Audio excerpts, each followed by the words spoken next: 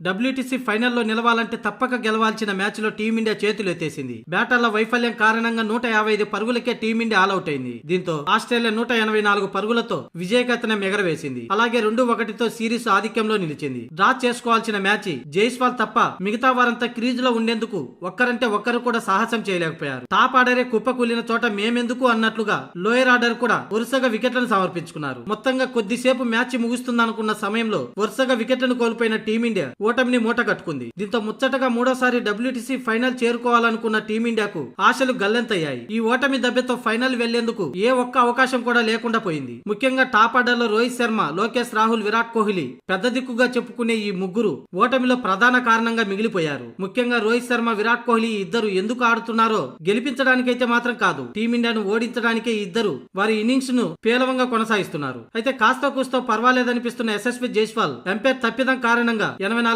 పరుగుల వద్ద అవుట్ కావాల్సి వచ్చింది. ఇక ఆ తర్వాత చివర్లో కూడా వరుసగా వికెట్లను కోల్పోయింది. గత మ్యాచ్ హీరో నితీష్ కుమార్ రెడ్డి, అలాగే ఆకాశ్ దీప్, జస్ప్రీత్ బుమ్రా, సిరాజ్ వరుసగా వికెట్లను సమర్పించుకున్నారు. కొద్దిసేపు కూడా క్రీజ్ లో ఉండేందుకు సాహసించలేకపోయారు. మ్యాచ్ కొద్దిసేపు ముగుస్తుందనగా టీమిండియా ఓటమిని మూట కట్టుకుంది. దీంతో ఆస్ట్రేలియా 2-1తో సిరీస్ ఆధిక్యంలో నిలవగా టీమిండియా మాత్రం డబ్ల్యూటీసీ ఫైనల్ నుంచి పూర్తిగా తప్పుకున్నట్టే.